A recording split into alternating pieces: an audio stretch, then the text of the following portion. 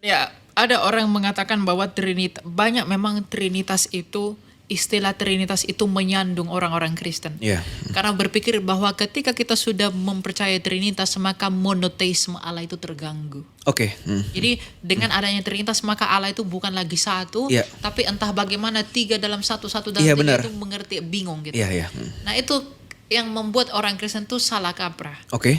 Karena gini, perjanjian lama, ulangan 6, itu berkata Allah itu sah dalam semuanya Israel. Semua Israel Adonai Eloheinu Adonai Ya, Echad. Jadi Allah itu Echad, Allah itu satu. Oke. Itu perjanjian lama. Oke. Perjanjian baru, Tuhan Yesus sendiri juga mengatakan dalam Injil Yohanes, Allah itu sah. Oke. Oke.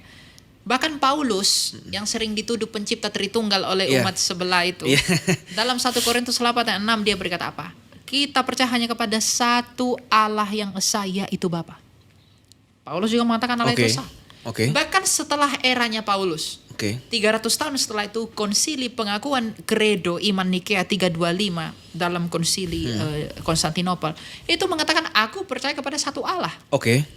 Jadi 4 zaman perjanjian lama sebelum Kristus datang dalam inkarnasinya, Ya. Yesus pun mengatakan Ya. Allah Esa. Di zaman Paulus pun Yes. Paulus mengatakan Allah Esa. Bahkan setelah itu pun Allah itu Esa. Oke. Tapi kalau Allah itu Esa, apa itu Trinitas kalau Betul. begitu? Iya. Jadi Trinitas ini adalah penjelasan bagaimana dan seperti apa Allah yang mono itu. Bagaimana sih Allah yang satu itu? Kalau Allah cuma satu, batu pun satu, apakah dia Allah? Tapi Allah kita bukan Allah seperti batu. Allah kita adalah Allah yang hidup, Allah yang mencipta, Allah yang menghidupi, dan seperti apa Allah yang satu, yang menghidupi dan yang mencipta itu dijelaskan dengan kata Trinitas. Jadi dengan arti singkat, Ya. Trinitas itu berbicara tentang bagaimana Allah yang satu itu atau bagaimana Allah kita yang hidup itu. Nah, Allah yang esa itu adalah Bapa. Oke. Mengapa disebut Sang Bapa? Karena dia adalah sumber dari segala sesuatu. Ia tak kelihatan, ia tak seperti apapun. Ya. Oke. Nah, di dalam diri Sang Bapa ini, 1 Korintus 8 ayat 6 tadi ya. Di dalam diri Sang Bapa, dia memiliki firman. Yang Oke. oleh firman ini, dia menjadikan segala sesuatu. Makanya dikatakan berfirmanlah Allah jadilah terang. Berfirman itu kata kerja, kata benarnya Oke. firman. Oke. Berarti kalau berfirmanlah Allah jadilah terang, berarti Allah menjadikan terang oleh firman-Nya. Oke. Firman itu dalam bahasa Yunani logos Ya. atau ilmu. Jadi Bapa itu di dalam dirinya, dia memiliki ilmu. Ya. Oke. Ya. Yang oleh ilmunya dia itu, yang oleh pikirannya dan oleh logos, oleh firmannya itu dia menciptakan semuanya. Nah, Oke. selain memiliki firman, ia juga memiliki roh. Ya. Yang oleh roh itu dia menghidupi segala sesuatu. Kalau kita baca di Kejadian 1 ayat 1, 2, 3, ayat 1 dikatakan, Bereshit bara Elohim et hashama yivit haaretz. Di sana ada Allah, Elohim. Allah di sana siapa? Di 1 Korintus 8, 6, Sang Bapa. Oke. Ada Bapa di sana. Ayat 2, ada roh Allah melayang-layang. Oke. Ada roh Allah. Roh Allah di sana siapa? Yang menghidupkan. Ayub 33 ayat 4, Roh Kudus. Oke. Lalu ketiga, berfirmanlah Allah jadilah terang. Ada firman Allah. Jadi Bapa, firmannya sendiri, rohnya sendiri yaitu Roh Kudus. Begini, bagaimana mungkin firman Allah tuh jadi manusia? Ya. Bagaimana mungkin? Apa yang mau dia jadi kedondong pun apa masalahnya? Nah, untuk menjawab ini saya selalu compare ke mereka. Kamu percaya nggak firman Allah menjadi buku? Mereka bisa percaya firman Allah jadi buku. Apa bedanya kita percaya firman Allah jadi manusia? Nah, masalahnya tadi ini sekaligus menjawab pertanyaan pertama. Mengapa hanya dalam Yesus untuk Iya. bisa mengenal Allah yang benar? Kalau saya berdiam diri seperti ini, Iya. lalu saya tidak berbicara, apakah kamu mengenal saya? Enggak. Enggak. Tapi Anda mengenal nama saya Elia, saya 21 tahun, saya seorang apologet. Iya. Itu Anda kenal saya melalui apa? Melalui firman saya Iya. yang jadi suara di Ya. telinga kamu. Betul. Betul. Maka manusia mengenal Bapa yang tak kelihatan Ya. itu melalui firman-Nya yang jadi manusia. Ya, Yesus. Maka benarlah sabda Tuhan Yesus yang berkata dalam Yohanes 14:6, Akulah jalan dan kebenaran dan hidup. Tak seorang pun yang dapat datang kepada Bapa kalau tidak melalui aku. Oke. Karena Yesus mau beritahu apa? Akulah firman-Nya Sang Bapa yang menyatakan Bapa yang tak kelihatan itu Ya. kepadamu Oke. agar kamu mengenal siapa Bapakku itu. Dan Tuhan Yesus berkata, kalau kamu menolak anak, kamu menolak Bapa. Barang siapa menyangkal aku di hadapan manusia, ia Iya. Nah, begini konsep Trinitas yang paling saya tidak bisa masuk ke akal logika adalah Seperti itu, Trinitas itu banyak peng-cancel. Jadi mereka saling meng-cancel iman kita harusnya kepada siapa. Iman itu bukan seperti barang yang bisa dipecah-pecah. Iman itu bukan things gitu loh, dan bukan bayaran kita. Kalau emang kita percaya kepada Tuhan, Trinitas 3 in 1 kok kayak beli 3 gratis 1 ya. Agak susah ya Pak ya. Kalau mau Tuhan satu aja. Sama kayak we have upper ups lah. Misalnya kita punya senioritas cukup satu gitu loh. Kalau misalnya dengan konsep ketiga Tuhan ini aja, kita tuh pasti akan kita akan menghierarkikan mereka. Akan ada hierarki paling tinggi, tengah, dan bawah. Sedangkan kan iman harusnya tidak boleh begitu.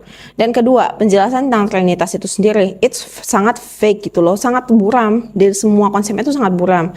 Kadang Allah Bapa memang Tuhan tertinggi, kadang Allah Bapa di cancel karena ada Yesus Kristus, kadang Yesus Kristus pun di cancel karena katanya kok tidak ada Roh Kudus itu tidak percaya kepada Yesus.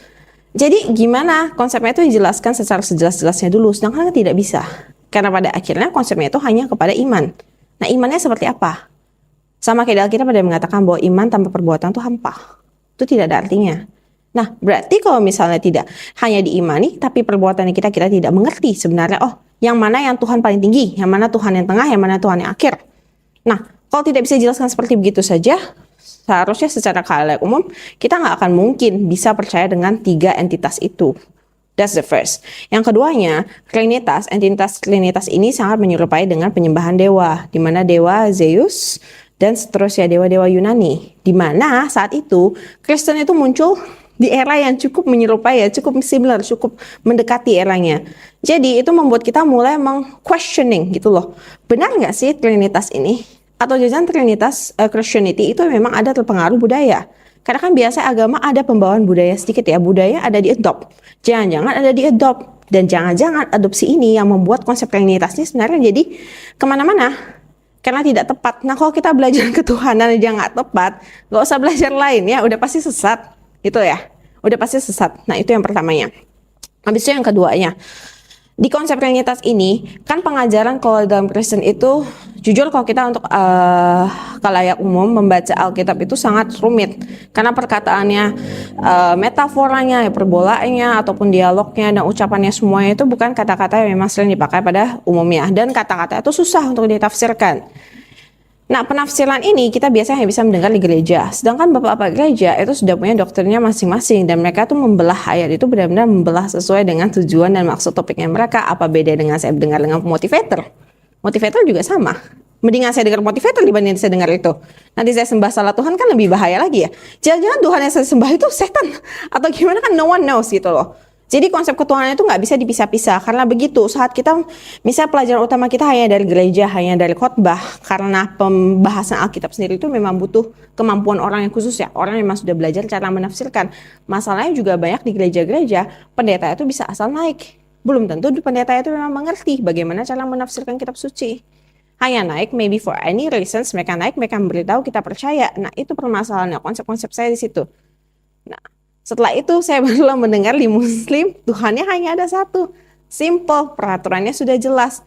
Dilanggar salah, tidak dilanggar, ada yang sunnah ya, ada yang sunnah tidak dilakukan atau dilakukan. Nah itu sudah masuk ke dalam peraturan-peraturannya sudah jelas sih. Kita cukup mengikuti, mempelajari, mengiman dan diaplikasikan dalam hidup sendiri. Simple gitu loh. So it's not a very complicated reasons kalau kenapa kita lebih memilih Islam dibandingkan Kristen. Kristen itu sudah banyak error di bagian dalam, makan di bagian Alkitab deh.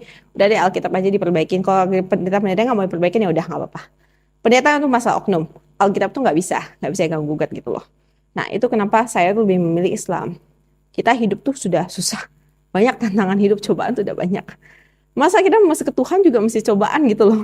Tuhan aja kita masih harus milih-milih kayak tebak-tebak aduh antara tiga nih yang benar ya masa sisi-sisi kan nggak mungkin kan. Kita harus sembah dan Tuhan tuh nggak bisa dimainkan. Sedangkan di Kristen jujur bagi saya pengalaman pribadi saya sepertinya ketuhanan kita mainkan dengan konsep Trinitas. Karena konsep Trinitas sendiri sangat menyerupai konsep-konsep dewa di zaman dahulu yang juga era peradabannya tuh hampir menyerupai era peradaban munculnya Kristen.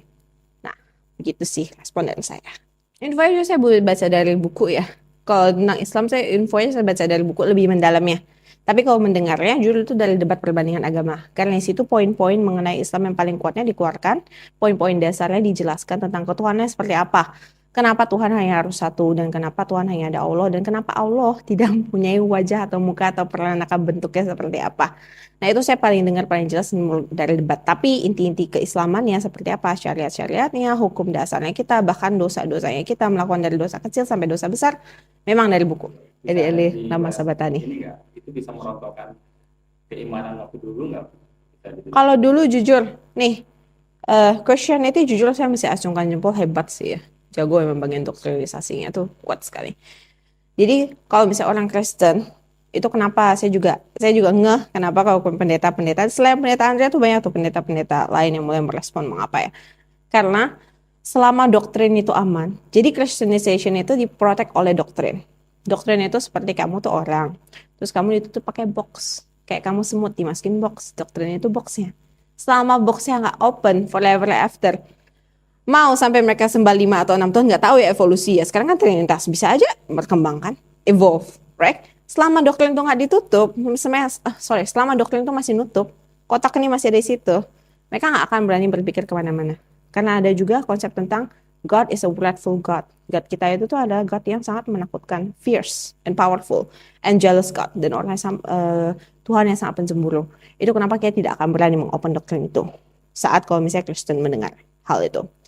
Itulah kenapa kalau misalnya Kristen yang masih mendengar, kan kita semua nonton The Passion of Christ dong setiap Paskah kan. Kita nonton Passion of Christ, kita melihat sejarahnya Yesus sampai disalibkan seperti apa, bahkan sampai dari terakhirnya yang dia meneriakan Eli, meminta tolong kepada Allah, minta tolong kepada Tuhan untuk menyingkirkan. Sudah. Pada akhirnya kan sebelum Yesus meninggal, dia mengatakan it's all done, right? Semua sudah selesai. Nah, di bagian itu saja, kalau misalnya doktrinnya terbuka sedikit, kita bisa mulai berpikir, oh ya benar, berarti Yesus memang bukan Tuhan. Dan Yesus bukan Tuhan yang dikirim ke dunia ini untuk menebus dosa manusia. Karena not that gitu loh. Misalnya orang yang memang sudah datang dengan mission, dia tidak akan meminta untuk mission itu dihilangkan di bagaimanapun juga. Apalagi yang turun adalah Tuhan.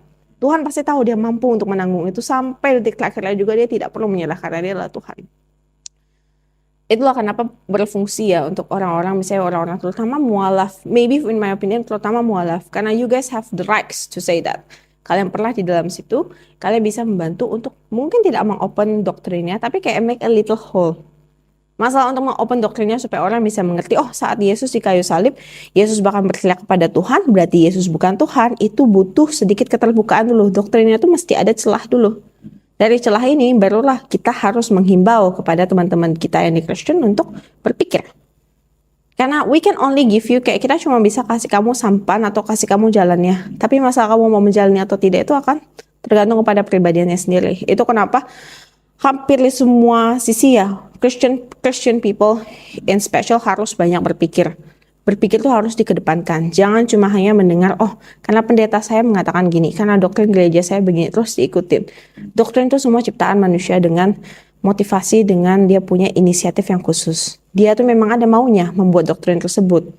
Bukan berarti kita Kristen itu harus 100% mengikuti doktrin. Dan doktrin itu again, gereja, nih sometimes ya, kayak dulu saya di Kristen tuh banyak pendapat bahwa pendeta itu seperti rasul ya, seperti nabinya Tuhan ya.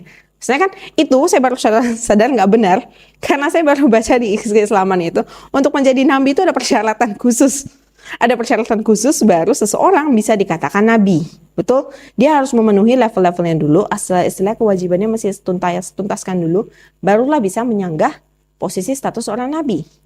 Sedangkan di Kristen itu tidak. Di Kristen itu selalu mengutamakan seperti, oh saya diberikan hikmah Allah, hikmah Tuhan. Saya didatangkan dengan Yesus. Saya dimimpiin, saya ketemu dengan Yesus dan dipanggil kepada itu ya. Ini nih, hal-hal seperti ini yang masih terlalu banyak melekat kepada orang-orang Kristen yang tidak menganggap bahwa every human being can lie.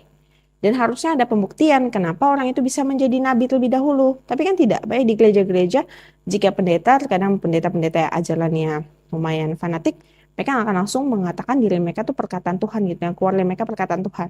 Dan lebih parahnya, jemaatnya percaya.